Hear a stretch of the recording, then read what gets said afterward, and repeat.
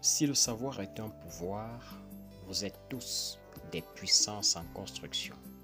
Mesdames et messieurs, bienvenue sur Diversalité. Aujourd'hui, nous allons parler des causes de la maladie d'Alzheimer. Nous avons présenté la maladie dans une précédente capsule dont vous pouvez avoir le lien dans la description de cette autre vidéo. Alors, l'Alzheimer est une maladie qui a plusieurs causes. D'abord, nous avons la mutation de certains gènes qui augmentent la formation des protéines amyloïdes qui sont des substances protéiniques anormales qui se déposent sous forme fibrillaire entre les cellules du cerveau et provoquent des lésions dégénératives. À l'issue, on a la formation de ce qu'on appelle les plaques séniles. Il y a aussi que si l'un des parents est porteur d'un gène muté, il y a une chance sur deux que ce gène soit transmis à chacun de ses enfants. Ceci rejoint donc l'hypothèse des antécédents familiaux, ou si vous voulez, l'hypothèse de la transmission héréditaire. Nous avons également le fonctionnement de l'organisme. Si votre organisme fonctionne mal, le risque de développer la maladie d'Alzheimer est élevé. On note ici la diminution de la quantité d'une enzyme causée par un virus ou par la présence de cellules immunitaires qui se retournent contre elle ou par un mécanisme de mort accéléré des neurones.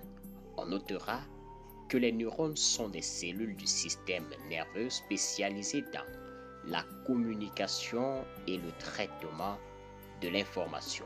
Cela explique que leur mort entraîne la dégénérescence cognitive. S'il y a mort de cellules, il y a destruction des neurones et cette destruction peut donc conduire à la démence que l'on observe à partir du stade 4 et qui s'accélère au stade 5. Rappelez-vous, nous vous l'avons dit, la maladie d'Alzheimer a 5 stades. Nous avons l'autre cause qui est le stress, la dépression, l'isolement. Ces trois choses favorisent le développement de l'Alzheimer. Alors, il faut tout faire pour être en joie, éviter de s'isoler, être avec les autres et surtout tout faire pour ne pas entrer dans la dépression. L'autre facteur, c'est ce qu'on appelle les facteurs à risque cardiovasculaire, dont les AVC augmentent aussi bien les risques de démence vasculaire que les risques d'Alzheimer. Après cela, nous avons les traumatismes crâniens et les blessures à la tête qui augmentent les risques de développer la maladie d'Alzheimer.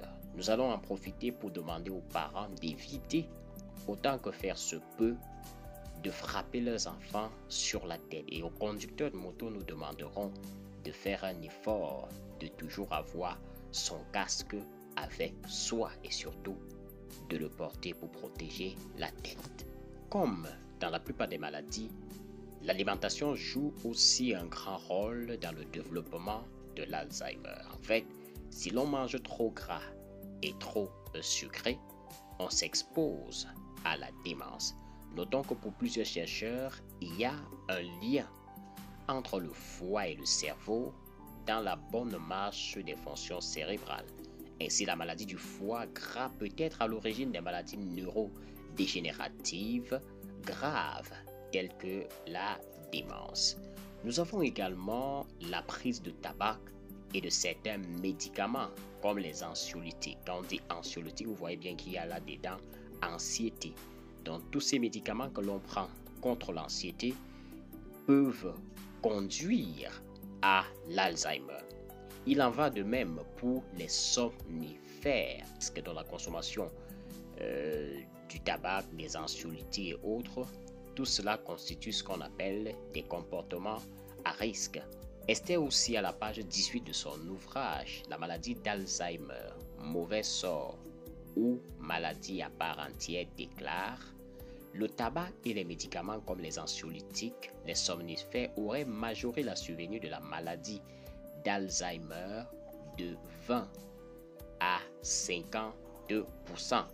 Vous comprenez tout de suite qu'il faut éviter la consommation du tabac, la consommation des drogues, la consommation des médicaments comme les anxiolytiques et les somnifères. Mesdames et messieurs, c'est à ce niveau que nous mettons un terme à cette autre balade au cœur du bien-être. Prenez soin de vous et surtout, n'oubliez pas de vous abonner, de commenter et de partager.